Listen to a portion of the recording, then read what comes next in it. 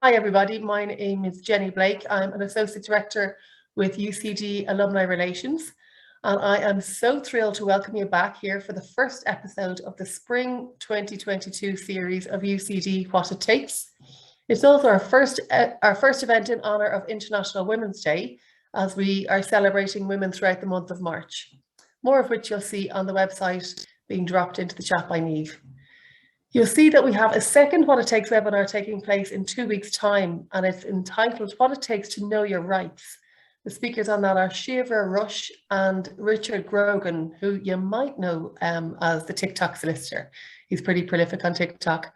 And as I said, that's in 2 weeks' time on the 16th of March at 1 o'clock. So hope to see you there too.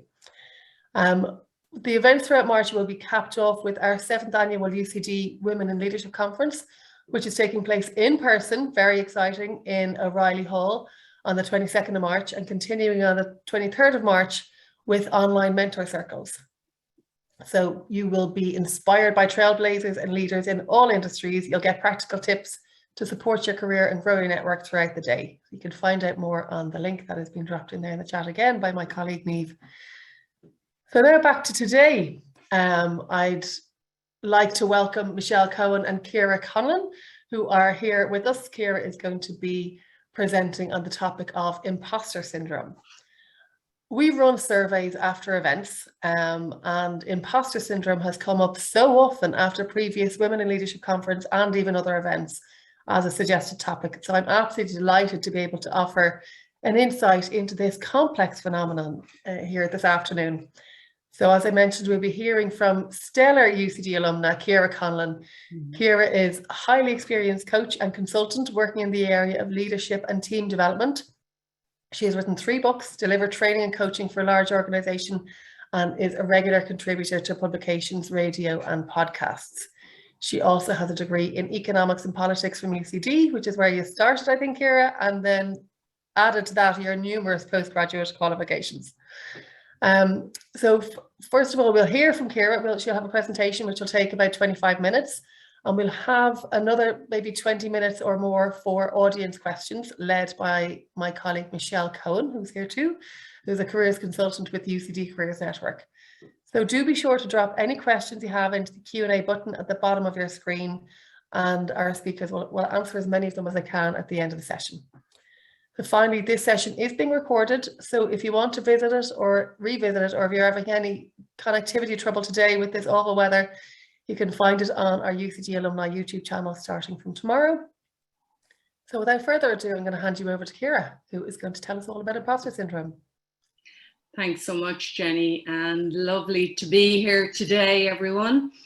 It's a couple of years since I was a UCD student, but it's great to be contributing again to where it all started.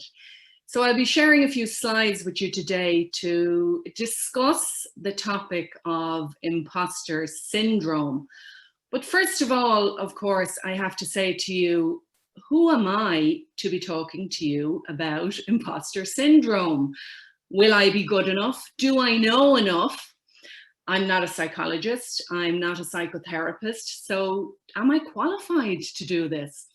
So you see, we all have those thoughts and doubts, and it's important to acknowledge them first of all. So who am I? As Jenny kindly introduced me, I'm a coach. I've been a coach for 15 years. And I'm coming at this topic from my experience of working with people over those years and seeing the imposter syndrome, as we call it, in so many people. So I've spent a lot of time researching the topic and helping people get through this. So this is what it's about today, what it takes to kick imposter syndrome.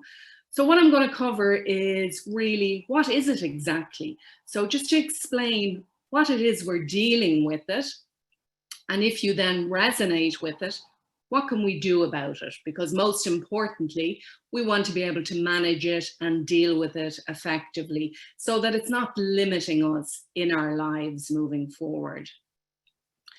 So what is imposter syndrome? So it's described as a psychological condition characterized by unfounded feelings of inadequacy and concerning our abilities and our talents and our skills, and the fear of being revealed as a fraud, which is an important aspect of it. Now, where this came from is its origin is from a 1978 article written by psychologists Clance and Imes. And the name of that article was "The Imposter Phenomenon in High Achieving Women, Dynamics and Therapeutic Intervention." Now, it's important to point out that in 1993, they retracted the theory that it was just women. So everybody apparently experiences this phenomenon. Now, the phenomenon of imposter syndrome, is it a phenomenon? Is it a syndrome? Is something that we will discuss, because interestingly, Clance also mentioned years later that if she could do it all again, that she would call it imposter, the imposter experience. Because we speak about it as a syndrome, which gives an idea that it is a medical condition or that it may be associated with mental illness, which it is not. So this is important to point out that she herself, or one of the psychologists, decided that actually it definitely wasn't a syndrome, but what she referred to as a phenomenon would be better described as an experience. Now, the study that was done for this article was on 150 high-performing women. These were women who had degrees, who scored highly, I think, on SAT tests, and who were also highly regarded by their colleagues and their peers. But what they found was, despite outstanding academic achievements, that women who experience the imposter phenomenon persist in believing that they are not bright and have fooled anyone that thinks otherwise. So this idea that actually my achievements aren't what others think they are, that actually I'm going to be found out, as it was described as, I'm a fraud in this position. But what are the feelings or symptoms around imposter syndrome? Generally, it's associated with self-doubt, with a lack of confidence, being afraid of failure, difficulty internalizing positive feedback, a lack of self-esteem, and also feelings of not being good enough.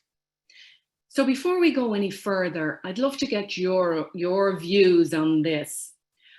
Could you say that you have experienced one or two of these feelings at times, or have you experienced all of them? So I'd love you to add into the chat, just so we get a sense of what we're all dealing with. Have you experienced one or two, or have you experienced at some time or other all of these feelings in your life? So let's just have a look here. So yeah, most of them coming in fast and furious there, that these are very normal experiences. And as our psychologist Clance and Imes said, the imposter experience is one that is very, very common in our lives. It's a human experience, and we are all going to have these feelings. So when is it a problem? The thing is, if we can acknowledge that these are part of life and that there are times where we're going to feel these, then we don't have a problem. So as such, we have issues and challenges which we acknowledge are part of life. You see, sometimes this experience or phenomenon is transient, and sometimes it may be persistent. If it's transient, we see that actually the figures show that 70% of women have claimed to have experienced the phenomenon at some stage in their lives. So this is the normal experience. There are certain situations, certain environments where I'm going to have more self-doubt and feel more insecure than others. But the problem is when it becomes persistent, when it's something that hinders our performance, when it's extremely anxiety-inducing, when it causes us to procrastinate chronically and avoid the things that we must do. So just like most things, everybody on this call is going to have, we're going to have a scale of how we're experiencing the stuff that I'm talking about. So you may have mild symptoms, let's say, a mild experience, and sometimes feel these and understand why you feel this way. And at the other end of the scale, there might be things that are really preventing you from moving forward in life. And I just want to mention that you know, if this is something that you are experienced in a chronic way, that it is debilitating, that there is help out there. There are lots of good helplines if you felt you needed some to talk to somebody or to get professional advice. Please do that. Acknowledge that you may need help. But for most of us, that's not the case. For most of us, we're experiencing this phenomena due to something happening in our lives, or to things that are in our world that we may not be able to control. But I just want to tell you a little bit more about me and my experience. So by 1989, you'll start to see my age here. By 1989, when I finished school, I had moved secondary school 3 times.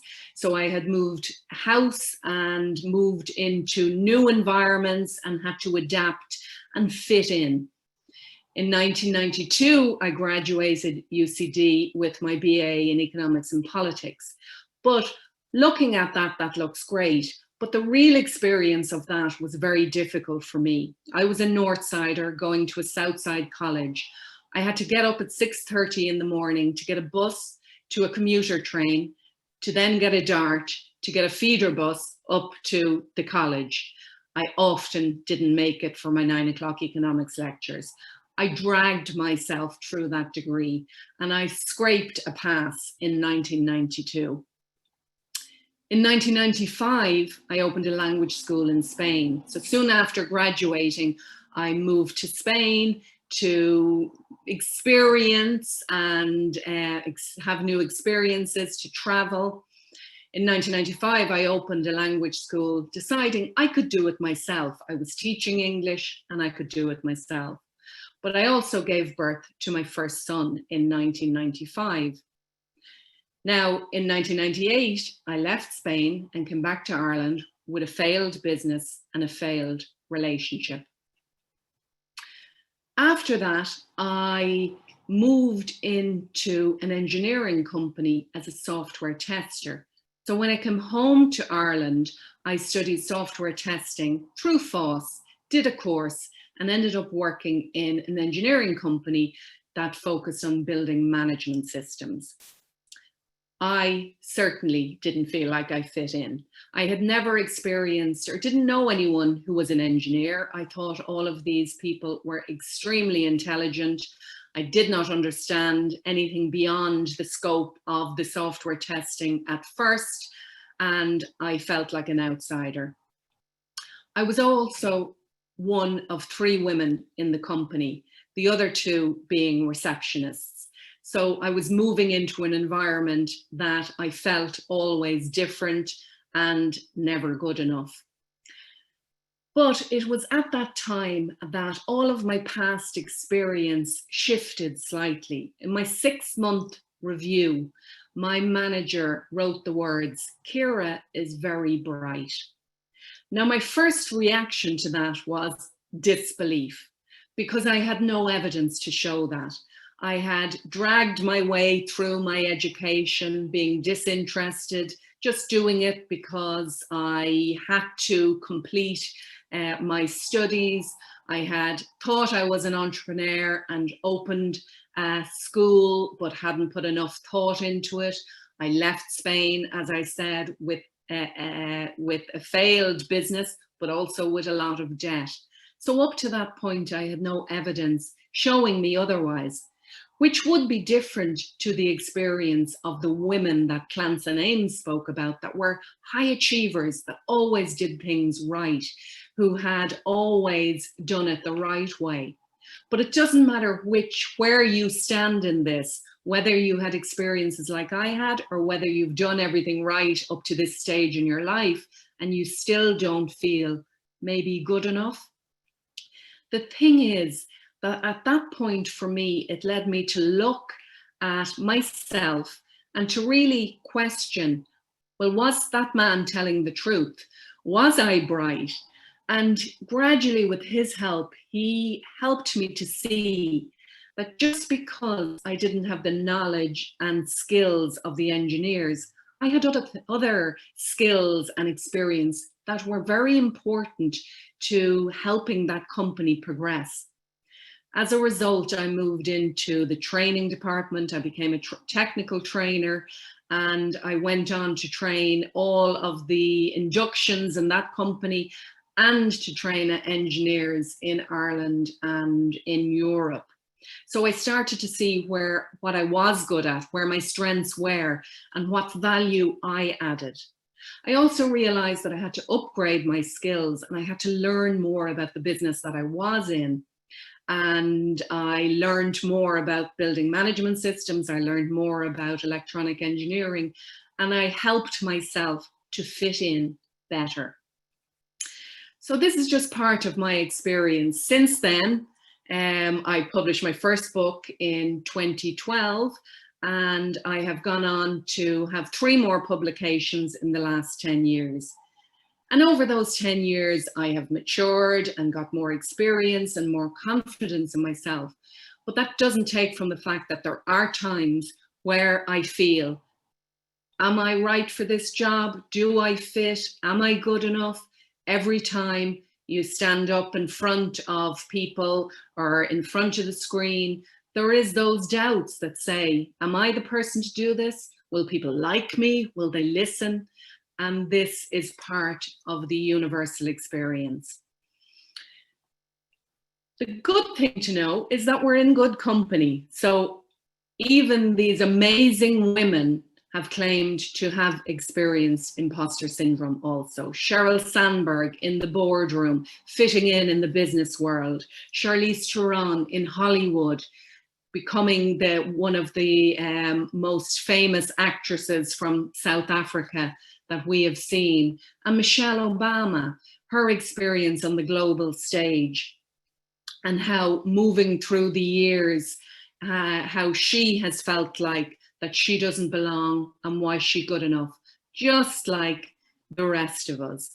So just to know that it is a universal experience is very important for all of us. But I suppose what we want to know more importantly is, how can we kick it? So using these words, how can we kick it? Sometimes it's about acknowledging what it is, first of all, and is this something that really needs to change? So firstly, we need to understand the context. We need to understand the context of how we are experiencing this, and that will inform us of what we need to do. As always, we need to manage our mindset and to look at how our mindset is impacting our experience. We need to acknowledge the truth, and we need to adopt positive habits that are going to support us and nourish us and help us to have our best experience, to reach our full potential, and to have the success that we do deserve. So firstly, when we understand the context, so where are these feelings that we are experiencing coming from? Because it's far too easy just to take all of these feelings of doubt and lack of confidence and bundle them up and label them as imposter syndrome. And I see this time and time again when I coach people in management or in leadership positions, that they label themselves as having imposter syndrome. Somehow this justifies all of this experience I'm having and gives it a reason. But actually we have to break it down and see where it's coming from so that we can treat ourselves in the right way and see where we need to possibly make improvements to move through this. So firstly, could it be coming from environmental factors? So from culture, from systemic bias, racism, sexism, classism? Could it be coming from the pandemic or global unrest? So what I am feeling, is it part of the environment? Because we have to be careful about framing the insecurities of individuals that may be marginalized or from marginalized groups, labeling it as a syndrome. Because if we do this, we're not addressing the outside forces in which we are living in. So if you take the example of Michelle Obama having that experience of imposter syndrome, as she said herself, she was a little Black girl entering into an elite school. Not only was she representing herself and trying to make her own mark, but she felt she was representing every other little Black girl. So when we come up against these feelings, firstly, why are we feeling it? Is it the wider culture we're in, or is it what I'm feeling myself, my own emotions? And of course, we are all being affected by the wider environment. So firstly, let's look at this and address the outside forces. Now, we may not be able to single-handedly change what is, but we need from our conscious awareness to be constantly acknowledging, watching, and seeing where we can change these biases that we come across. It can also be affected by, of course, our personal experience. So if you've been bullied in the past, if you have experienced trauma, so obviously also our upbringing affects. If you've come from a family where winning is the only option, where you are pushed to be a high performer, this can sometimes lead to this personality that feels that you always have to be number one and anything less is not good enough. So there are many personal experiences that can contribute to the experience that we're having, the feelings that we have inside. Past mistakes, for example. Have you made a mistake that the residue of this mistake is still affecting you in your day-to-day experience? Is it perfectionism? Is it low self-esteem? So looking at this and really digging deep to understand yourself and understand where the imposter experience is coming from is going to help us. The third thing that can affect us and contribute to these feelings is our own ability. So do I lack knowledge? Do I lack the skills, the experience, or maybe I'm just in the wrong role? So often again in coaching individuals, we see that actually I need to upskill. Just like my experience in the engineering company, first of all, I needed to take responsibility for upskilling, for understanding the business that I was actually in. But then when it came to it, and as I was progressing in that company, I asked myself, do I need to do a degree in electronic engineering? And the answer was probably yes. But the answer for me was, then it wasn't the right role for me. And this helped me then to move forward. And this was how I changed career and moved into the field of coaching. So first of all, looking at where this is coming from is our starting point. As Einstein said, if I had a problem, I would spend, if I had an hour to solve a problem, I would spend 55 minutes understanding the problem and 5 minutes on the solution. So this part of our imposter experience is understanding where it comes from. And reality, it probably comes from a bit of all three for most of us. But understanding that helps us to put in the mechanisms to set the goals that help us to move through this, taking responsibility as always, for our own experience.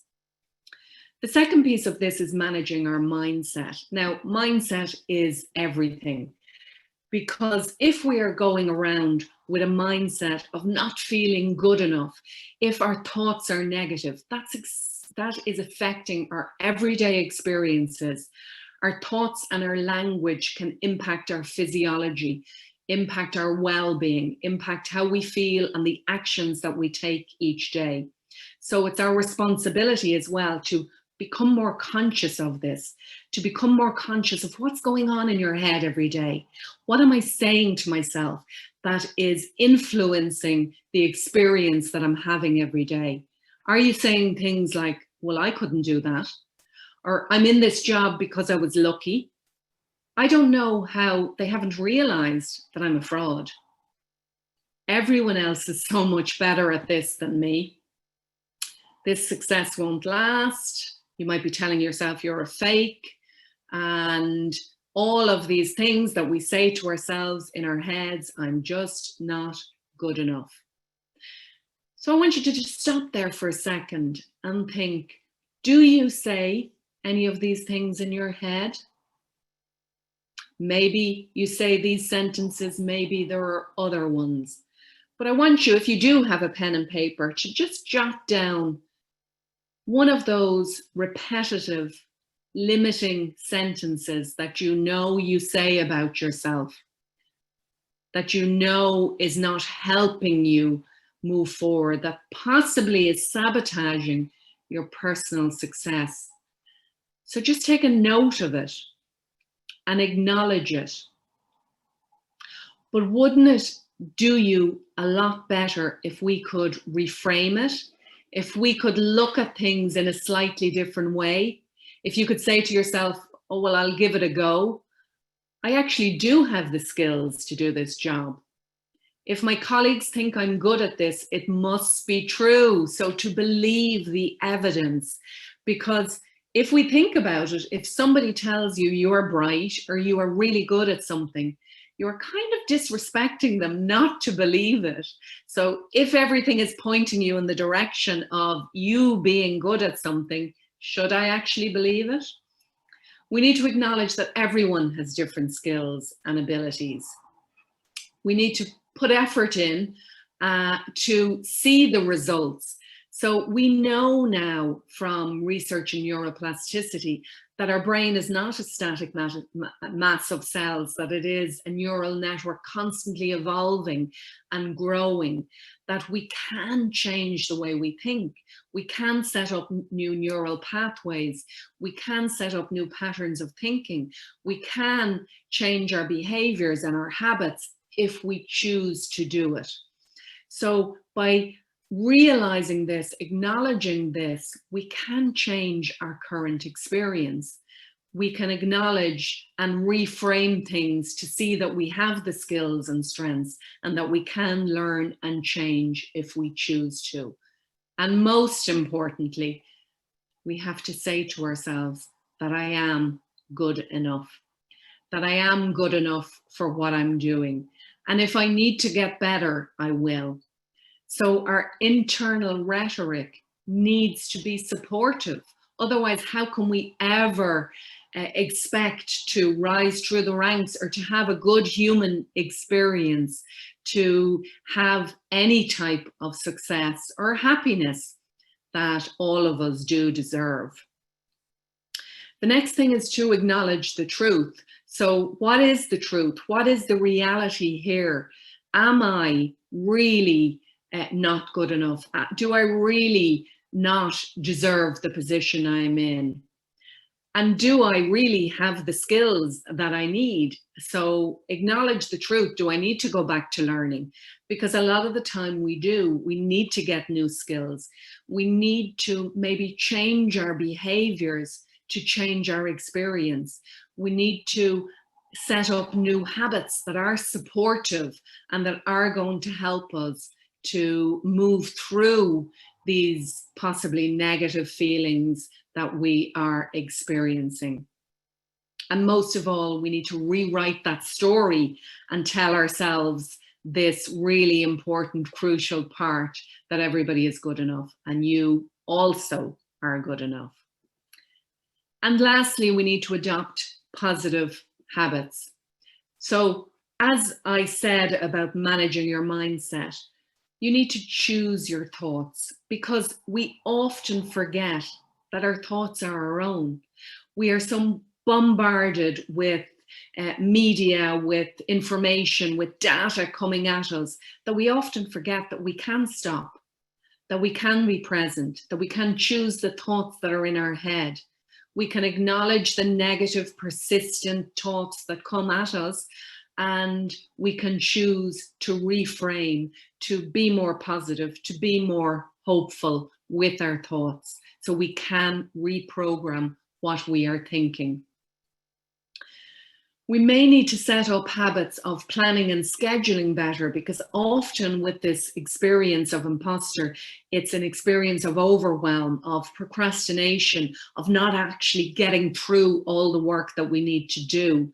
So if we get more organized and plan and schedule what we need to do, it can take away that overwhelm and help us to have a calmer response to all of the duties and roles that we have in life. It's also important to get into the habit of sharing more, of talking about our experiences. Now, this isn't always possible in all industries. In some industries, vulnerability is not really something that is rewarded. So we also have to be careful about who we share with. But even from today, I hope that you see that this is a universal experience, that everybody has these feelings. So when we realize that and share and ask for help when it's needed, we will be positively surprised by how many people understand what we're going through. And here's a suggestion that I encourage you to take from today also, is to practice the habit of gratitude. It is the subject of many, many studies in many universities across the globe, where the practice of gratitude, simply giving thanks for what is in your life at the moment, can change our experience of life. It can increase our well-being, increase our levels of happiness. A study done in Berkeley University was around depression and how gratitude could actually positively impact feelings of depression. So give thanks for 3 things every day, because when we do this, when we focus on what we have rather than what we don't have, when we switch our thoughts to being more positive, this has an effect on our body, which can positively influence our state and how we feel. So in the moment, if we're feeling not good enough or really doubting our abilities, can we switch to gratitude and just have that moment to see what we do have, to focus on what we are good at, and hopefully that will uplift you and give you more hope to move forward. And then lastly, a good habit that we can do is to journal, to acknowledge the positive, to celebrate what we have done right, because this also helps us to acknowledge the truth of our circumstance. Are we actually suffering from this imposter syndrome? Are we actually not good enough? Or is the reality that there are external forces or even internal emotions that are encouraging us to feel what we're feeling right now? And by journaling, it often helps us to work out those thoughts and those feelings and to come up with solutions that will help us take the steps that are necessary to have a better human experience. So I will stop my presentation now and we will move over to questions. Oh, thanks so much, Ciara. That was really, really interesting. It's the term imposter syndrome, that you hear so much, but that was one of the first times I heard a really in-depth explanation. And understanding the context and the environment and etc. was really, really interesting and very well explained. So there are some questions coming in. So we have one actually just in relation to your experience of writing some books. So we have a question here, interested to hear how you got started in writing a book and if you were motivated to write it as a way to kick the imposter syndrome feelings in yourself, and did the writing help you understand those feelings around imposter syndrome? So it wasn't to kick imposter syndrome, but it was in effect a kind of I started to write when I suppose I felt I wanted to share my experience. So how I initially started to write was I had begun to train a lot in the area of personal productivity. Getting organized was a big part of me changing and taking responsibility for my own experience in life, because I would have always described myself as chaotic and being disorganized, and probably why I wasn't a good student back in 1990, whatever it was. So I got organized, and then I realized that a lot of what I had learned about getting organized was to do with systems and structure, which is all really important in technology. But there was also a more behavioral aspect, which interested me as well. And it was a more holistic approach, looking at our whole lives and all of the things that impact us. So that was my inspiration to write, I suppose. But I got some great advice back then, because at that time I have 3 boys now. I had 2 of them were under 2, I think, when I started to have this idea I'd like to write, but where would I find the time? And also, who would listen to what I have to say, the usual. But a friend of mine gave me great advice, which was, Ciara, 10 minutes a day will write a book. And that was how I got started. So it took away that big, scary piece of the bigger goal, or how was I going to find the time? And I just commit to that small piece. And I think that was really valuable information that I've used in all areas of my life. So any habits we need to create, to start small, to just commit to a small little bit to, make that change possible.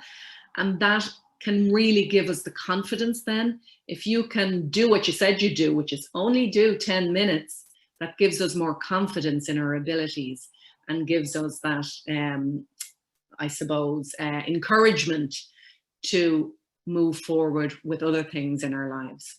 Now, I think I've answered that question a little bit around the, I hope that's perfect. And just there's a few questions then in relation to, you mentioned around bringing awareness to your thoughts and beliefs, and you mentioned some tools like journaling and practicing gratitude. But if someone wanted maybe a bit more support with kind of changing habits and behaviors, I know you work as a coach as well, and it strikes me that having a coach or a mentor would be helpful in that process. Can you just tell us a little bit about your work as a coach in this space, and how you would work with someone who would come to you maybe to focus a little bit on this? Yeah, sure. So yeah, one of the things that I do is really around habit coaching. So it's helping people to break down their goals, because we often have so many goals in life, and again, we can get overwhelmed by them. But when we look at our goals through the lens of our daily habit, it becomes much more manageable. So the example of writing a book, if you want to write a book, you obviously need to create a habit of writing. So within that, there is a commitment, let's say, to plan out what exactly you're going to do. So in my last book that I published, it was called Rise Before Your Bull. But in that, I created a habit framework called the habit method, which goes along with the habit canvas. So it helps us to look at the many areas in our lives that may be supporting or hindering this habit creation, and then making a plan to overcome each part. So just to give you an example of one of them. So one of the ways people often fail in creating goals or New Year's resolutions, we always fail. We don't always fail, but a lot of people have that experience of and have moved away from New Year's resolutions. But one of the reasons is this lack of planning. So not really committing to days and times and exactly what I'm going to do. So it's this planning element of the commitment to, this is how I'm going to do it. Because if I say I'm going to go to the gym 3 times next week, I'm much more likely to do it if I say I'm going to the gym on Monday, Wednesday, and Friday at 10 a.m. if I have that commitment and I have scheduled it. So, you know, I bring people through this method that helps them to really analyze what they're doing and then move them through this. But when it comes to habits, one of the important elements is also accountability. So having that, you know, coach or mentor or somebody with you through it can increase our chances massively of success. Yeah, that certainly sounds very, very helpful. Joanne has a lovely comment here, just to read out, not a question, but she wants to just acknowledge that she won't be using the word syndrome again. We definitely don't need to encourage the idea that women have a syndrome or an issue or a problem. So she'll be taking the word experience from now on. So thanks, Joanne, for your comment. So then just a few questions around the theme of, I suppose, around, you know, going for interviews for more senior roles and dealing with kind of rejection maybe a few times. So how to, I suppose, you know, build maybe and maintain resilience while you want to continue to advance, but you've had a few rejections. Do you have any comments around that? Yeah, I mean, you know, so that would be something that I would have dealt with clients at times, and looking at, really, we need to look at obviously the evidence of why, and if that is a lack of skills or experience, and to address that. So not to keep going into the same, putting yourself forward if you're not actually qualified. I mean, if we look back to the 3 sources, let's say, of the imposter experience, environmental, personal, or your actual abilities. And that can be somewhere to look to see, okay, why did this happen and which is the source? Now, it's very often, as I said, a little bit of everything, but by looking at where it's coming from. So in terms of, if you're having this experience of not achieving your goals, you know, looking at and saying, is it a personal issue? Is it my own experience that's doing this? Is it behaviors? Do I need to get better at interviews? How can I get feedback from the interview panel so that I can see where is it competencies that I have to improve on? So we need to be informed, first of all, so that we can then work through the skill gap or the knowledge gap or the behavioral change that needs to happen. Okay, very good. And Ciara, there are, you know, some of our audience who would maybe manage teams, and if they are aware of you know, that some people maybe struggle with this experience, we'll call it now rather than syndrome, what could they do to maybe be more supportive? Would it be maybe in terms of how they give feedback or different varieties of feedback? This relates also to a question about people maybe supporting colleagues if they're aware that people in their team, you know, experience this imposter experience. Yeah, I think, you know, first of all, it depends on what the relationship is. So if you're a manager with an individual, not to address it in front of people, obviously, to, you know, if it's something that you're seeing a severe element, it might be something to speak about in a one-to-one. But to show that it is a universal experience, so to share what maybe you may have learned in this and from other sources, to share that knowledge that we all have doubts, we all lack confidence at times, and to often we learn more from helping others, from, you know, explaining what we have learned to other people. But sometimes it is beyond our control also. So, you know, we cannot fix other people. We can do our best to support, to inform, and as much as we can as a manager, but it is a personal responsibility that people have to take for themselves to make changes, really. Yeah, absolutely.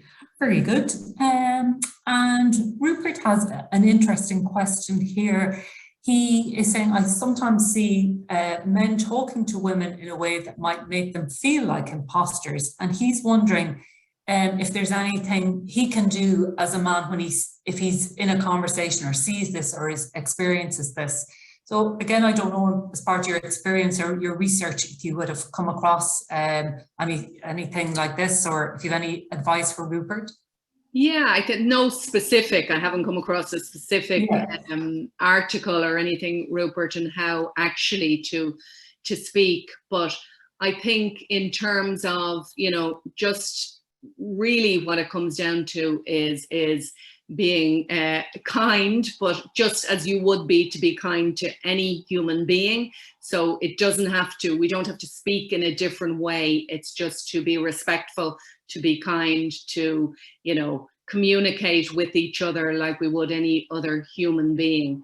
It's interesting, actually, in a coaching session this morning, my client was saying, we have to be so careful that I second guess myself now going into a meeting when I speak about, you know, gender or even what's happening in the global environment. We have to be very careful. So we can often start to second guess ourselves. Am I going to say the right thing, or maybe I'm going to say the wrong thing?